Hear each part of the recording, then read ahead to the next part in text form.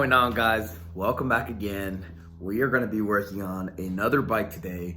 It is a returning bike that we have worked on the channel before in the exact same color that we worked on the channel before. This bike was actually bike number 42, probably 42, I'm not too sure. It was 41 or 42, but it was one of the beginning bikes that we did in the beginning of the channel. It is not a returning bike. It is a exact same kind of bike, which is the exact same color code as a previous bike that we've done. Anyways, guys, this should be a walk down memory lane for me. Go ahead and start. Already went ahead, and assessed what we need on this bike. And the bike is actually in really good condition, number one. It has a very nice little racing exhaust, and it apparently had a velocity stack at some point in its life.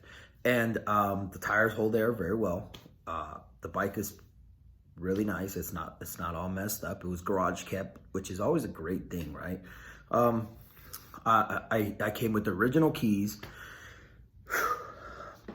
The only thing I need to get for this bike is gonna be fuel lines, which I have some, carburetor, which I have some, a battery, which again, I have some, and the entire pull cord assembly.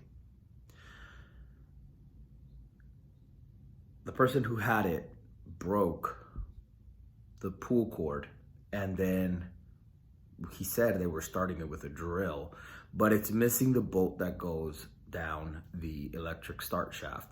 So this is kind of reminds me a lot of the X1 pocket bike that we just did not too long ago, the green one, that I had to replace the pull start, and I had to replace that bolt that goes in the center where our electric start goes, because that bolt was broken. So this one does not have it. This bike, when I bought it, I was told that the engine is no good. Now, a lot of the times, about 100% of the times, I don't really take people's word for what they tell me. I like to go in and do a little bit of digging myself and figure out what it is that happened, right? A lot of people don't really know what they're talking about. A lot of people do know what they're talking about, and they just don't know how to explain what they're talking about.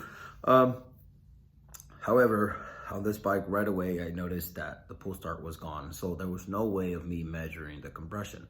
Now, these little 49cc engines, they go for a long time. The only way you can mess one of these up is if you're not mixing fuel ratios correctly, and you starve the engine with oil, and you end up spinning a bearing or locking up the engine. I have not checked if the engine is locked. I have not checked if it even moves or even if it even has compression. I can't. There's nothing for me to spin the motor with. There's only one way I could find out if this motor spins still, and that's gonna be replacing the battery. So I have to pull the battery out and put a new battery in there, and then hit it with the electric start, see what happens. So I'll put you guys on the tripod, and then we're gonna go from there so we can find out what's wrong. Hang tight.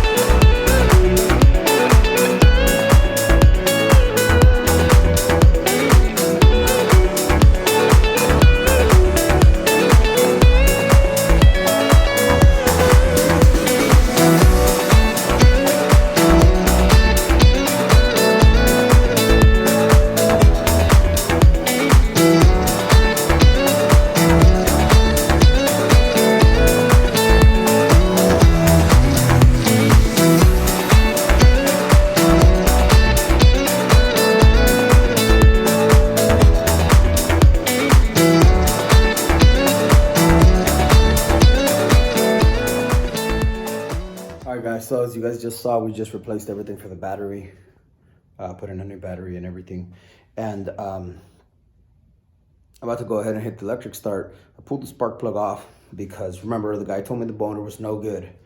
So this is going to be the moment of truth, whether we're going to find out if the engine is really not good, if it's locked up, if it's not locked up, if it, I don't know, I have no idea. So let's find out. So it's currently in the on position, and all we got to do is hit the electric start, and it should turn over, and we should hear compression coming out at the top of the cylinder if everything is good. If not everything is good and there is something indeed broken, either one, this thing will not move at all, or two, I don't know.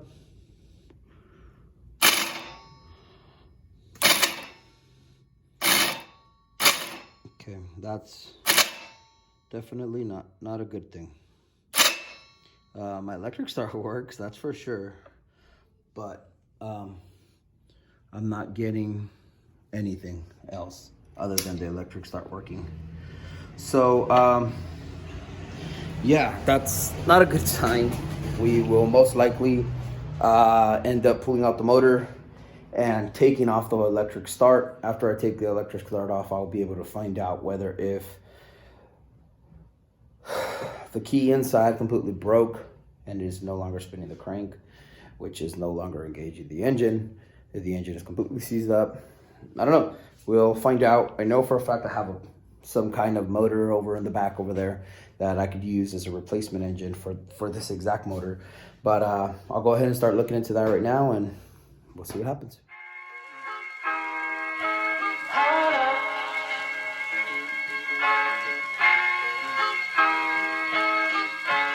I'm so in love with you. You got me down again.